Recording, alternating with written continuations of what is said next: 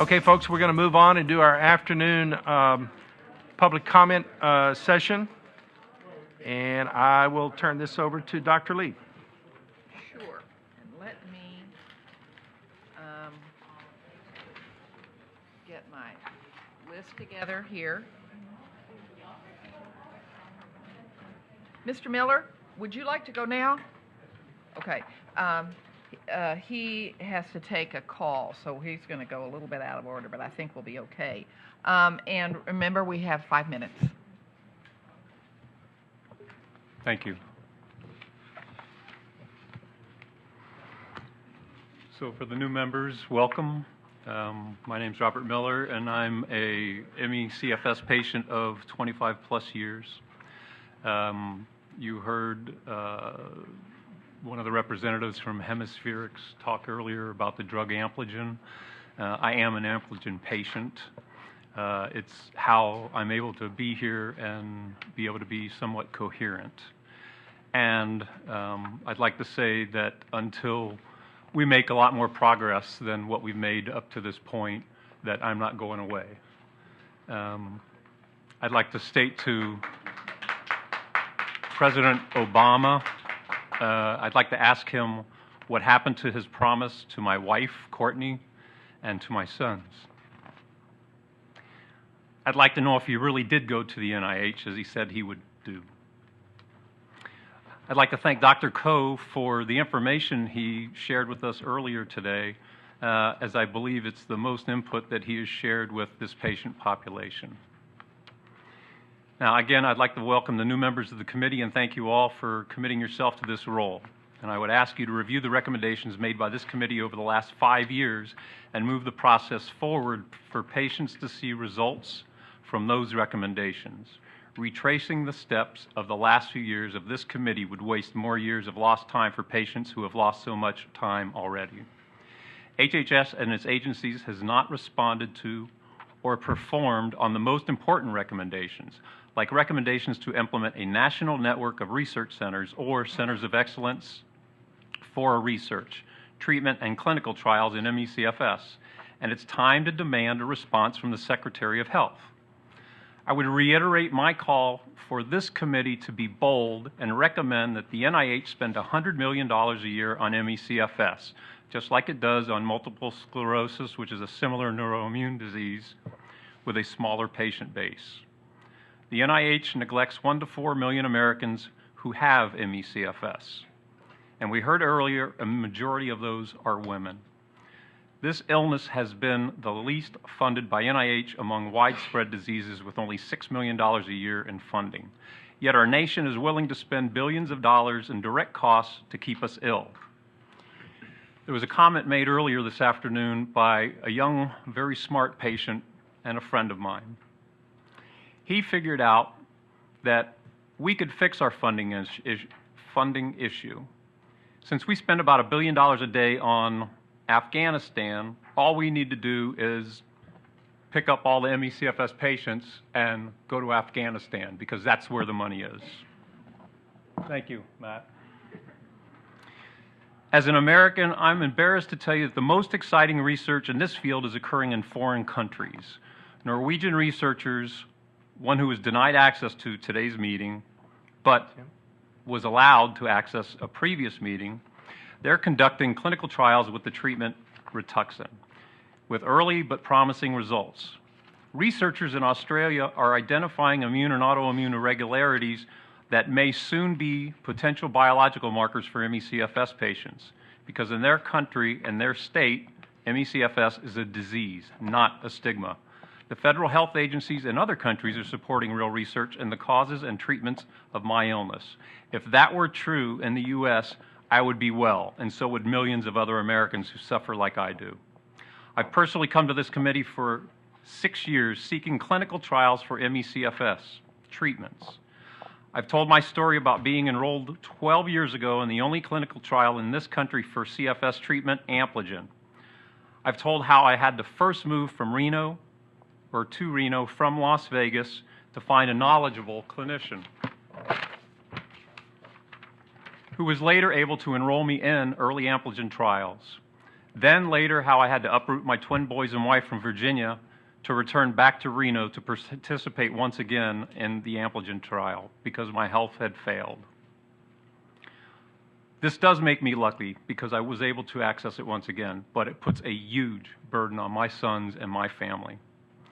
The FDA has failed ME/CFS patients. The FDA should be running clinical trials in conjunction with the NIH and CDC like they did for HIV. Patients have asked the FDA to hold a stakeholders meeting to find out why Ampligen has been used for 20 years on humans but still isn't licensed. Also to bring other pharmaceuticals to the table whose drugs are being used off-label and to promote additional clinical trials and to bring experienced clinicians, researchers, and patients to the FDA's broken process. We need all the stakeholders sitting down together to figure out this most complex illness. This is not a one-person or a one-agency problem. So let's get the best and the brightest from all the agencies, along with patients and expert ME/CFS clinicians and researchers, to sit down in the same room at the same table, and let's figure this out. 1 minute. Thank you. To make progress needed, I will repeat what has been stated earlier. We require a significant, sustained, and coordinated commitment from HHS to address the following 4 priorities. Resolve the definition, name, and classification confusion. Provide a fair share of research funding focused on biological pathologies, biomarkers, and treatments. Let's walk away from this being a psychological illness, because it truly is not. Educate the medical community and accelerate the FDA pipeline for ME/CFS. I would like to share with you documents that I have in front of me, but I'm unable to. They're documents from Australia, from research that's being done over there that is cutting edge. And I have talked with Dr. Unger, and I will be sitting down with Dr. Unger to talk with her about their research and how they're moving forward. For the new members, to educate yourself, this is one of the better books around on ME/CFS. It was put out in 1996, and we're still standing still. Thank you. Thank you very much.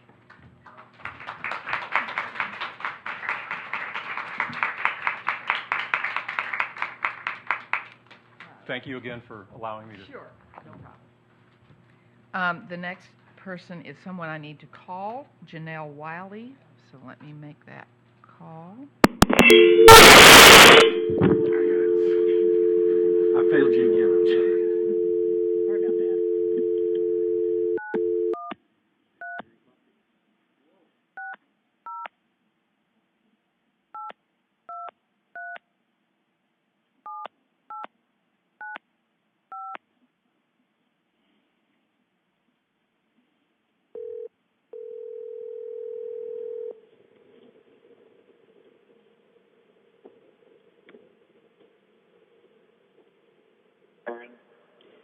Ms. Wiley?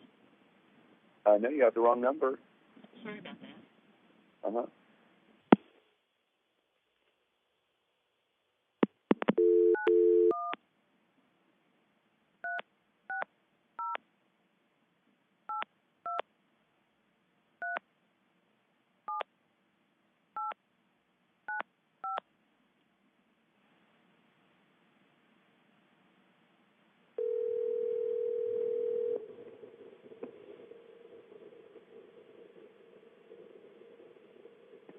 Hello.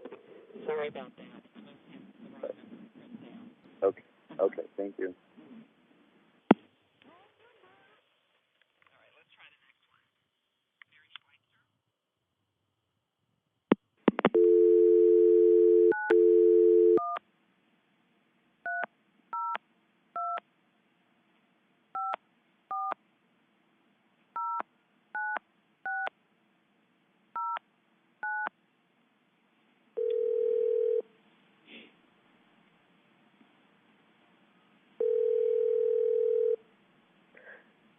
Hello?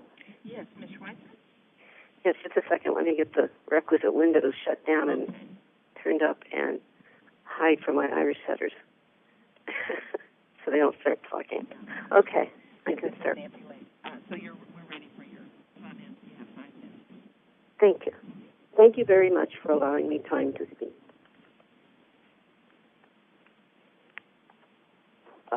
like to express my admiration for the young people who testified today. I know how hard it was for them, and they did a great service. Thank you. When you talk about educating people, whether teachers or physicians or the public in general, it comes down to CDC's website on CFS. Despite the changes that were made, that website is both wrong and dangerous to patients. The CDC's website continues to promote one viewpoint, that the disease can somehow be managed with cognitive behavior therapy and graded exercise. I'm glad to hear the toolkits and brochures are going to be retired, but they should be burned. They should be shut down now. That part of the website should be shut down now. Continuing the effective promotion of what's in there is wrong and it harms patients in the real world. Why would you do that? The reference to cognitive behavior therapy signals the reader that the disease is really a somaticizing disorder, psychiatric, to be solved with psychiatric methods. Cognitive behavior therapy is very different from pacing or the envelope theory that most of us are taught to prevent the dangerous push-crash cycle. Saying CFS can be fixed with cognitive behavior therapy implies that we have inappropriate illness beliefs that need to be fixed, and then we can be brought back to normal with graded exercise. Now, while the emphasis on CBT is misleading and a nuisance, promoting graded exercise therapy on your website is dangerous. Researchers in the past few years have shown that patients with this disease do not operate normally in aerobic metabolism. We do not utilize oxygen in our cells as normal people do, and we do not expel carbon dioxide as normal people do.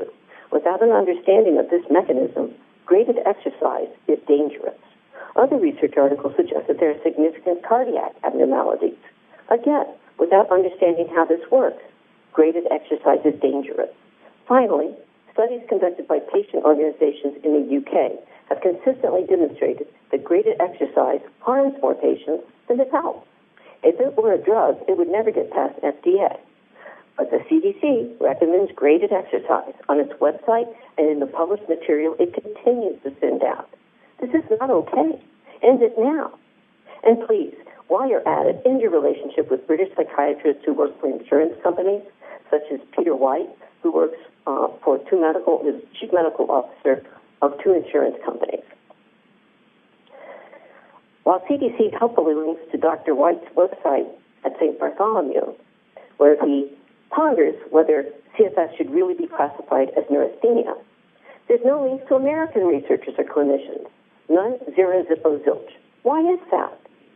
We need CDC to give a balanced perspective on information about this disease. We need professional summaries of research in different disciplines, not a tiny little slice of the research pie that CDC has allowed us to see. And they should make use of the researchers and clinicians who have represented us on CFSAC and the CFSAC for 20 years. It matters that CDC has biases in what it places on its website and in its publications, because outsiders go to the CDC website to learn what we are about, and what they learn is that we need cognitive behavior therapy and graded exercise, which doesn't reflect anything that American experts have to say on the subject.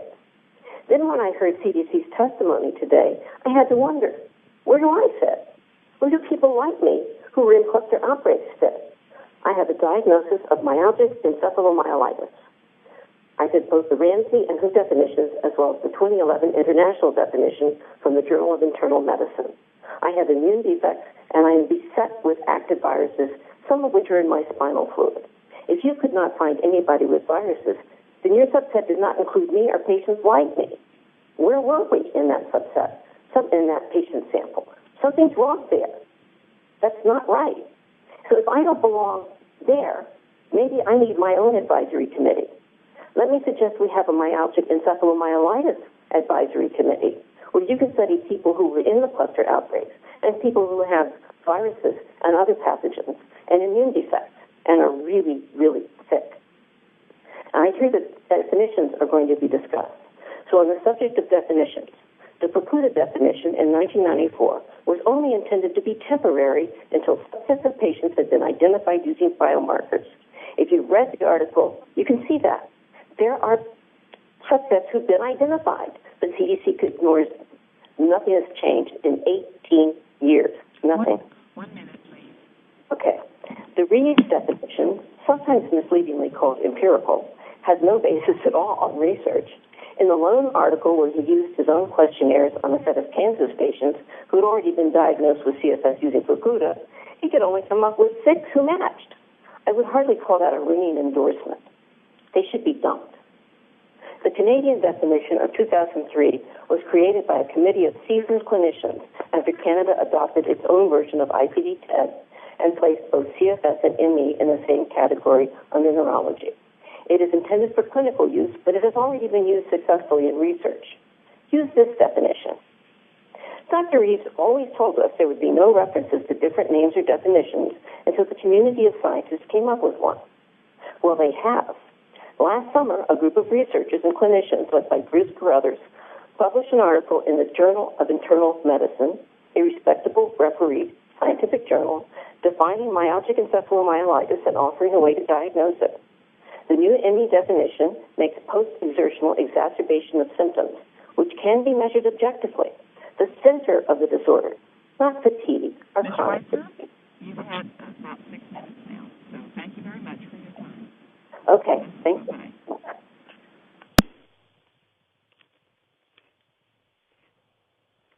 The next person I'm going to call is Peter Madden. And have we gotten the other number, Marty? They're working on it. Okay.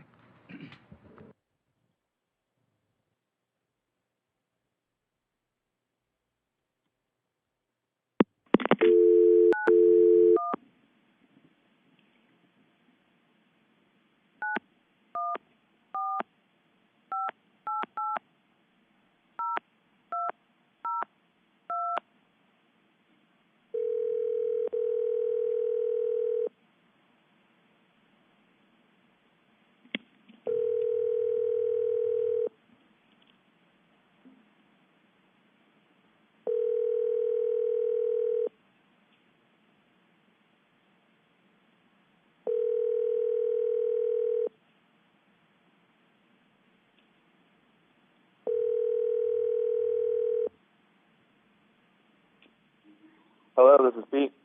Yeah, Mr. Madden? Yes. Yes, hi. This is Nancy Lee at the CFSAC meeting. Are you ready to give your public testimony? Yes, ma'am. Go for it. You have 5 minutes. Sure. Okay. Okay. My name is Peter Madden. I'm a 25-year-old journalist from New York City and recent graduate of the Columbia Journalism School. Every student there must produce a master's thesis to graduate, 4,000 words on any subject worthy of such lengthy treatment. I chose to write about ME/CFS. My father was diagnosed with chronic fatigue syndrome when I was young. He left work on disability and later retired. I remember him so angry with those who thought him a liar, so desperate for relief from a revolving door of doctors and specialists and so-called healers, and so addled by the pain he perceived and the painkillers he was prescribed that I barely recognized him by the time he left our family. My master's thesis began as an investigation of my father's illness. I started with very basic questions. What is it? How do you get it? Can it be cured? I suppose I should be disappointed that I'm still searching for answers to those questions, along with ME/CFS patients, advocates, and researchers, unfortunately. But the quest brought me to Laura Hillenbrand, who supports the CFIS Association, who introduced me to the Lopez-Mahano family. During my investigation, I read about a woman who overcame crippling fatigue to publish 2 epic histories of courageous victory that parallel her own. I spoke to advocates and researchers like Dr. Peter Rowe, Drs. Allen and Kathleen Light, and Stacey Stevens, who overcame the stigma of an invisible illness to support a patient community desperate for vindication. I met families who overcame the loss of the trappings of a normal life just to love one another. In a way, what I found in the face of so much doubt and disappointment and anguish was a story of triumph, one that repeats itself every time Hillenbrand pens a sentence, or researchers make a breakthrough, or a young mother helps her bedridden son down the stairs. With all the new questions I've discovered about his illness, I know perhaps less about my father than when I started. But I found Matthew Lopez-Mahano, a story of a struggle shared by millions of Americans and thousands of children that needs to be shared. I should have been looking for them all along. Matthew's descriptions of the detachment and guilt resulting from what he perceived as an inability to make a contribution to society capture perhaps the most heartbreaking aspect of this condition, the sidelining of the young, the eager, and the talented. I'll steal a quote from my favorite movie, A Bronx Tale. The saddest thing in life is wasted talent. Educational accommodation for pediatric ME/CFS patients is crucial, not only because it is a step toward acceptance, but more importantly because it carves out an avenue for contribution.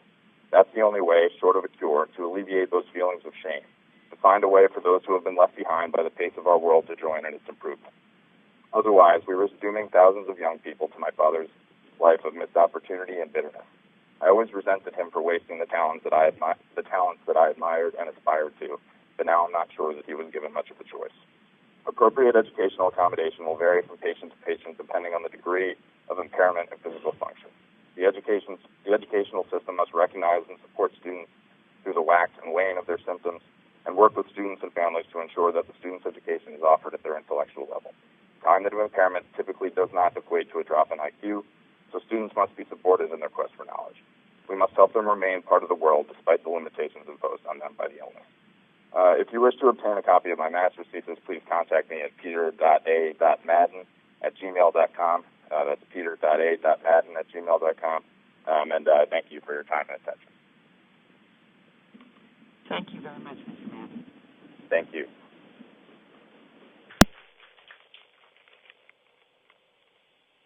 The next person is Dr. Grobstein, Dr. Joan Grobstein.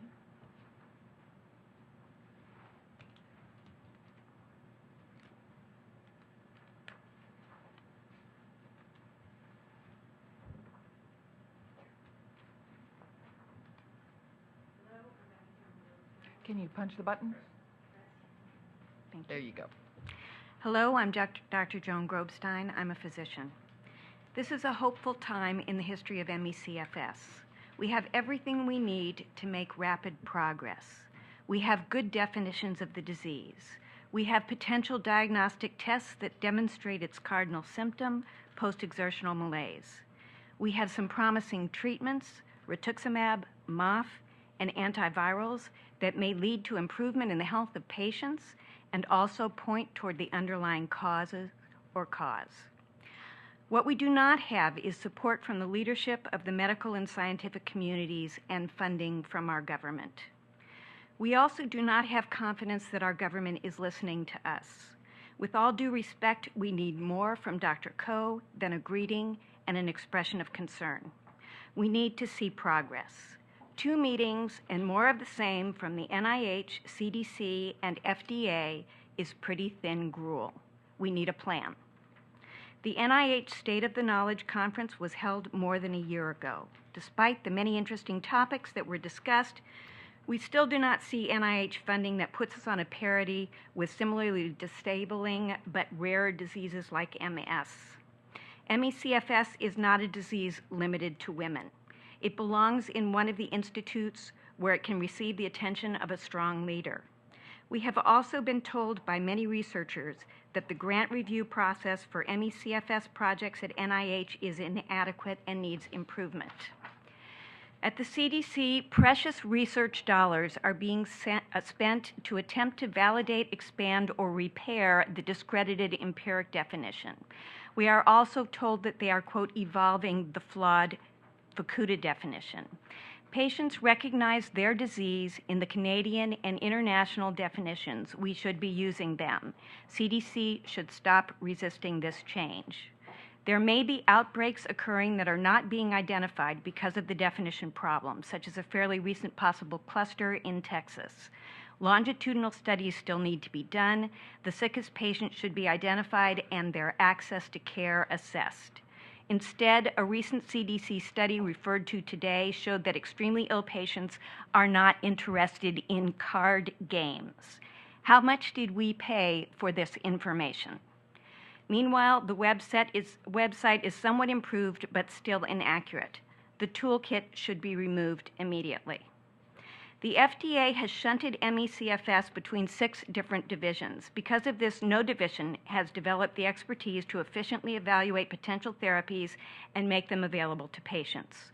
Only one drug for ME/CFS is currently being evaluated. It has been mired in the approval process for years.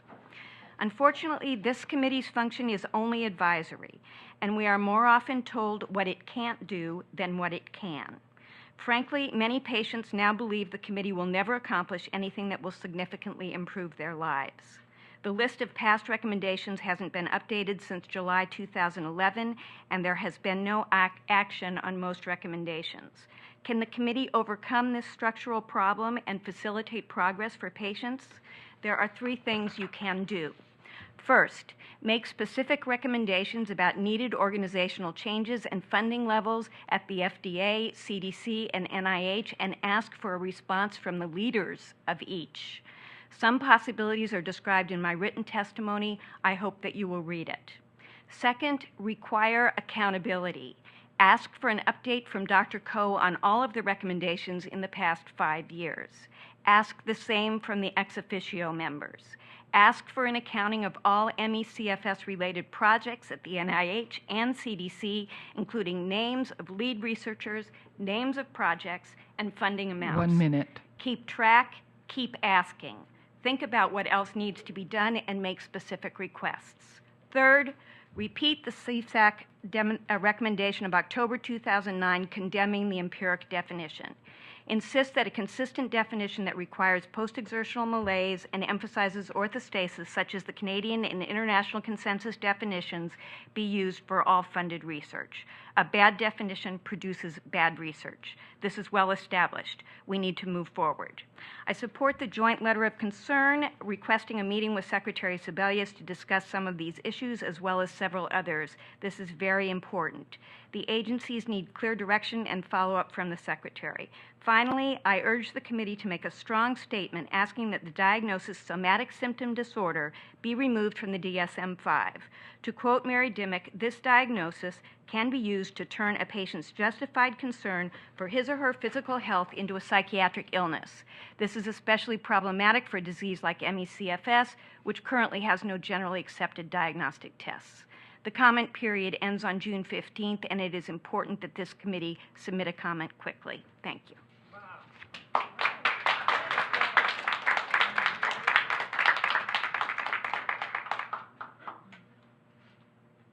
I'm going to, I have another number for Janelle Wiley. I'm going to call that now.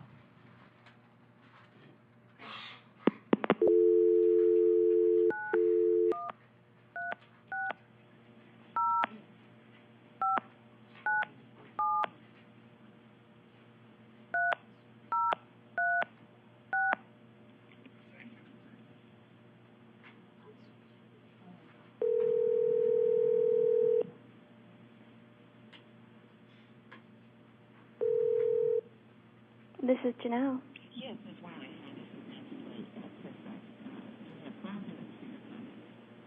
Okay, great. Thank you.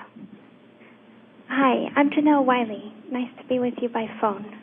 Last year in the UK, there was a very large study on cognitive behavioral therapy, or CBT, and graded exercise therapy, GET, for ME/CFS, the PACE trial. CBT and GET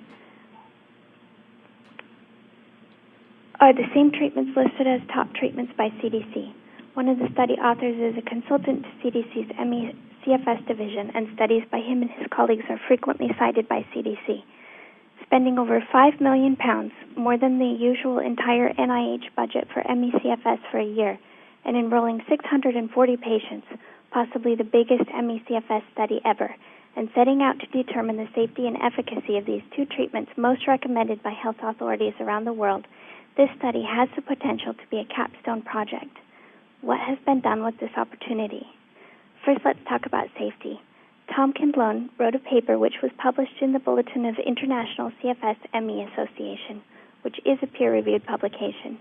This paper looked at harms reporting for CBT and GET in ME/CFS generally and in the PACE trial specifically. One can readily find it by searching for something like Tom Kindlone harms ME/CFS CBT. In his paper, Tom reports that patients and therapists were both told to consider symptoms as related to reconditioning, without any particular basis in science or research for doing so, and that this could lead to priming, which could result in harms not being reported as such. One interesting point is that, other than major things like hospitalization, to qualify as a serious adverse event, a deterioration disrupting activities of daily living had to last for 4 weeks to qualify as serious. So do a bit of extra exercise, get a flare, and get even sicker for 2 weeks. This is ME/CFS. That can happen. That is why the surveys say GET makes us worse. This ends up being a minor event to the study authors, and they said they wanted to see whether the surveys were right. Yet if they meant to test this, they designed the study strangely. Nearly everyone had at least one adverse event, but we aren't told much because most of them are classed as non-serious by the study guidelines. Tom writes, given that this is a trial of non-pharmacologic therapies on a group of individuals with an average age of less than 40, with many conditions ruled out, and who were deemed capable of participating in an outpatient exercise program, more information would have been desirable, particularly if they want to claim that the interventions were safe. It's a great paper, and I recommend you read it all. Second, let's talk about efficacy. A group of us with science and math backgrounds together looked at the study, and we've written an analysis, ME analysis, evaluating the results of the PACE study. And you can find it at evaluatingpace.phoenixrising.me/home.html. We found a number of very serious errors in the methodology and analysis. For example, the distribution of fatigue scores on the fatigue survey they used, rather than making a nice bell curve, is what we call skewed or unbalanced. Like with people's incomes, there's a clumping effect where most of the group is similar. Like with people's incomes, there's a clumping effect where most of the group is similar, lumped together at the bottom, but one or a few less ill people, like more wealthy people, throw off the average. The PACE trial's calculations did not account for the clumping effect. There's also a problem with definition. The PACE trial wanted to study several, but like David Tuller wrote in New York Times, they did this by first making an Oxford CFS group and then subgrouping it by other criteria. It's not the same as independently enrolling patients diagnosed with different definitions. By the way, we should be subgrouping and using Canadian or international consensus criteria for research. There were other problems, but even if you forget all the details, there's one overwhelming message. The only objective data chosen for release by the PACE authors shows very, very clearly that CBT and GET have no more relevance to ME/CFS than they do for any other illness, or probably for that matter, than people in good health. CBT and GET are therapies which, like other treatments, can be effective on patients who meet certain diagnostic criteria. The diagnosis of ME/CFS is not such a criterion. It would be as wrong to assume that all ME/CFS patients should undertake CBT-GET as it would to assume that all patients in a doctor's waiting room should be prescribed a 6-month course of antibiotics. CBT and GET should not appear in a list of treatments for ME/CFS patients, such as appears on the CDC website. There's no evidence that CBT and GET have any particular relevance to ME/CFS. Thank you. Thank you.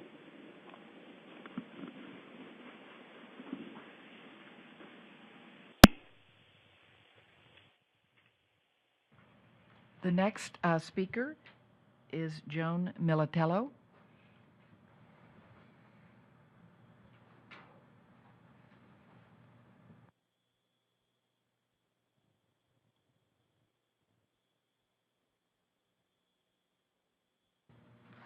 Hi, my name is Joan Militello, and this is my daughter, Janine.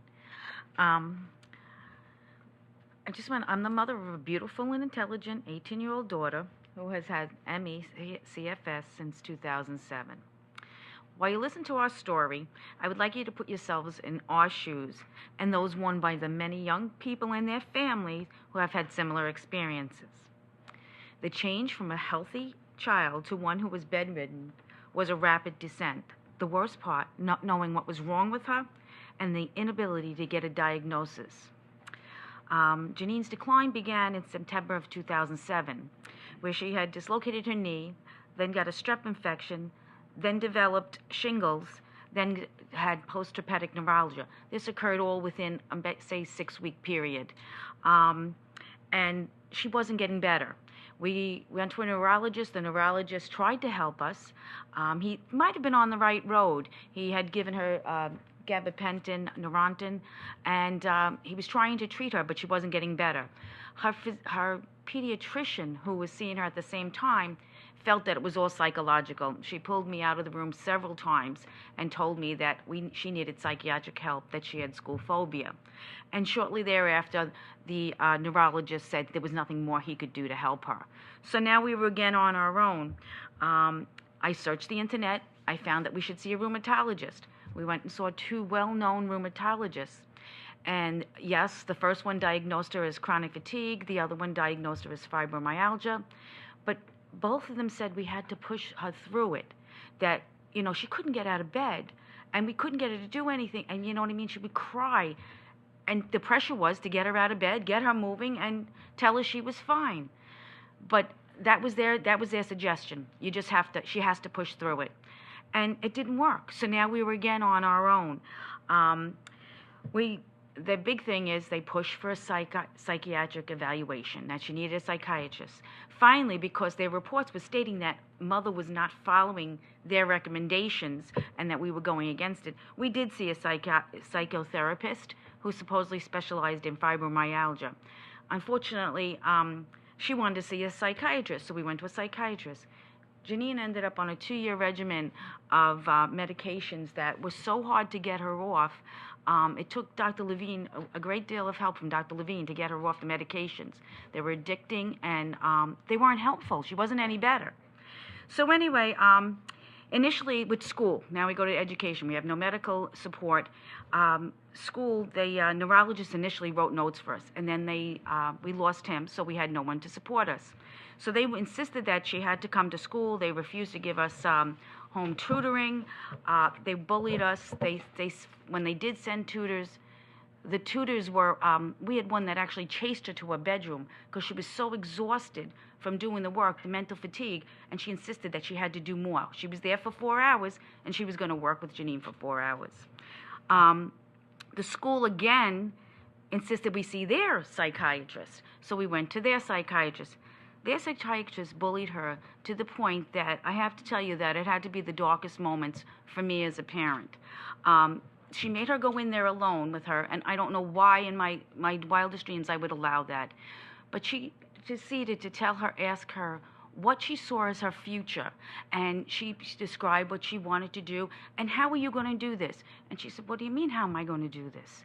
And she said, you can't even go to school. You won't get out of bed. You have no future. She came out of that room in such tears. I cannot tell you as a mother, as such a failure that I felt. I was really concerned about her health because now I have her crying, what am I going to do? What is my future? And, here I'm trying to help her as a mother, and here that as an educator and psychologist, they're just taking her apart. I ended up going to a specialized education lawyer. He said, yes, you have a great case, but it's a lot of money. So thanks, finally, to Denise Lopez Mahayo and Sue Jackson and their internet presence. They helped us get in touch with an educational advocate, Steve Newton, who is here today. And he came from Delaware several times to New York to speak before our committee, our education in our school. And they finally were enlightened. His knowledge made them realize understand that this was really a sickness, and they needed to do something. And they had to understand, he informed them that they were breaking many laws and not providing Janine a free and appropriate education. We never gave up help of finding medical doctor to help us. We had started with Dr. Levine, and then we still looked for other people because Dr. Levine mentioned it might be about 5 years before she felt better. She was right. But we ended up back with Dr. Levine. Dr. Levine finally got her on the right medication. Janine was able to finish high school this year. She'll graduate in another week, and she's going to college. She has good days, she has bad days, and we know it. She has many pains and, different things. But we're finally on the right road. And I have to say, we need to continue to enlighten the education department, the medical. If we need somebody, the one person that could tell us with medical, like she needs different things, like Dr. Levine can help with so much. But then she has the gastric issues. She has, there's the different pain. My time is coming up. Nurses, education, school nurses do not know a thing. So they need to be enlightened. That's another thing, because they have no knowledge of what's going on. And that's it. Just maybe the CDC, a database. One thing, pediatric, if you have a child that has this, or you have a patient that has this, maybe you could put the name in like they do when they have they're tracking other diseases. And maybe we could find something. So thank you very much. I appreciate all your time and help. And I know you're all tired. Thank you. Thank you. This is my baby.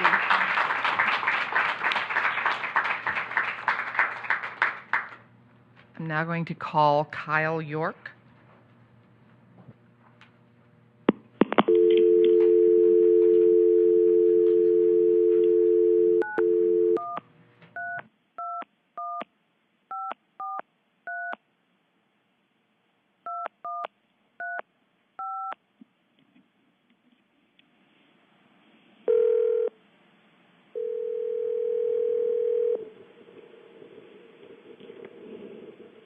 Hello? Yes, Kyle York, please. He's not available.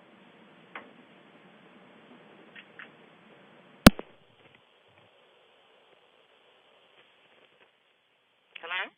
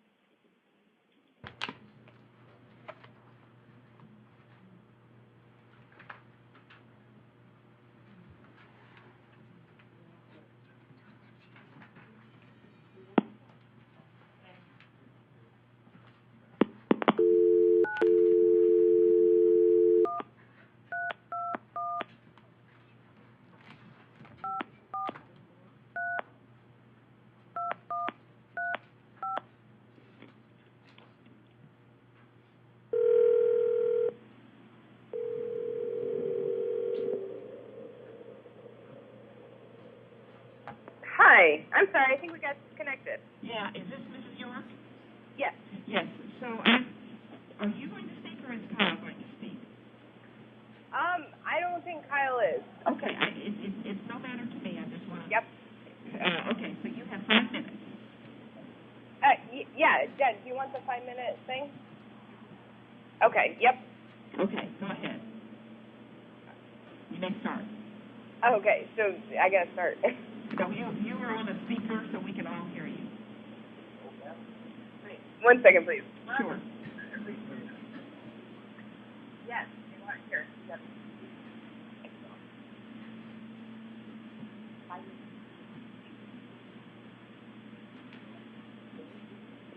Hello? Yes, is this Kyle York? No, this is Joseph York. Is that? Okay, so are you going to give his public testimony for him? Yes, yes. Go right ahead. You have 5 minutes. Okay. Well, in the year 2001, Kyle came home sick from school. Turns out, long story short, it was the beginning of CFS, which he's had for 12 years. And it's changed his life tremendously, just like many others. And it's the unknown, because when you look at them, you won't know. But now that 12 years have gone by, you can't help it if you look at Kyle to know how ill he is. This is a very serious illness, and funding's needed, and the support's needed, and it needs to be known to everyone. I do believe the word's out there more, but it could be even more so with more effort. And do I have to speak the whole 5 minutes? No, you don't. You may speak however long you like, up to 5 Okay. minutes. Okay. So anyways, at this point in his life, my son's life, he's at the lowest point he could be at, and it's been 12 years of awfulness, but the beginning was bad, middle was halfway okay. What it is now is awful. It's a very bad disease, and the more knowledge, like I said, the people are aware of it, funding, recognition in schools is a big one, because the kids a lot of times are told that there's nothing wrong with them. I'm trying to think of everything, but I can't right now. That's about it for me. That's what I had to say, I guess. And anyways, all the help that could be given would be greatly appreciated, so that these kids would have more of a life. And it is a very debilitating disease. Okay, thank you. Bye. Mr. York, thank you very much. Bye-bye.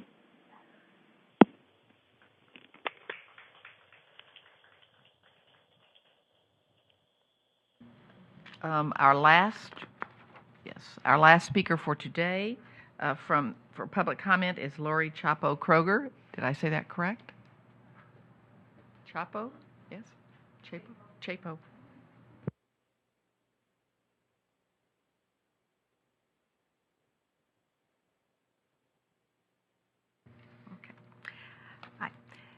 My name is Lori Chapo Kroger. I'm a registered nurse, president of CFS Solutions of West Michigan, board member of Pandora, and Coalition for ME CFS steering member.